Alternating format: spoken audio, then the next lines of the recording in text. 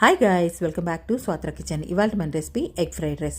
చిన్నపిల్లల లంచ్ బాక్స్ని 10 నిమిషాల్లో సూపర్ టేస్టీగా ఎగ్ ఫ్రైడ్ రైస్ని ఎలా చేసుకోవాలో చూపిస్తాను.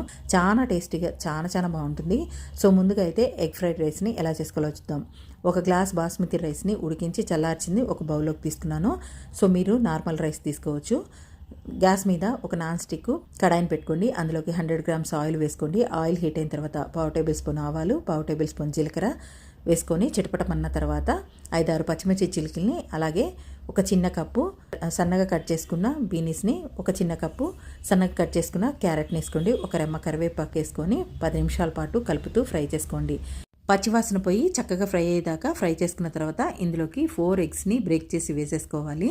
సో మీరు తీసుకునే రైస్ క్వాంటిటీని బట్టి ఎగ్స్ని యాడ్ చేసుకోండి. ఇందులోకి రుచికి తగినంత సాల్ట్ వేసుకోండి.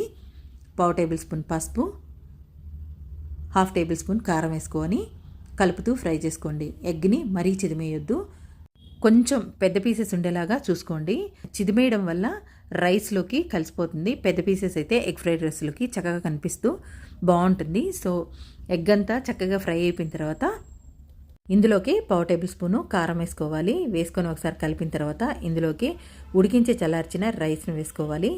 రుచికి తగినంత సాల్ట్ వేసుకోవాలి. 1/2 tablespoon black pepper powder వేసుకొని హై ఫ్లేమ్ మీద బాగా ఒక 10 నిమిషాల పాటు కలుపుతూ టాస్ చేసుకోండి. రైసు బాగా ఫ్రై అయ్యి పొగలొచ్చేదాకా టాస్ చేసుకోవాలి.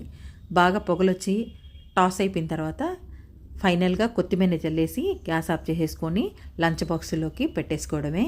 సో చూసారుగా 10 నిమిషాల్లో super tasty delicious egg fried rice ready అయిపోయింది. టేస్ట్ అయితే సూపర్గా ఉంటుంది. పిల్లలకి ఇలా ఎటువంటి మసాలా లేకుండా హెల్దీ ఎగ్ ఫ్రైడ్ రైస్ని చేసి పెట్టండి. Tasty and yummy egg fried రైస్ని మీరు కూడా ప్రిపేర్ చేసి మీకు ఎలా వచ్చిందో కామెంట్ చేయండి. వీడియో నచ్చితే లైక్ చేయండి, షేర్ చేయండి. Thanks for watching.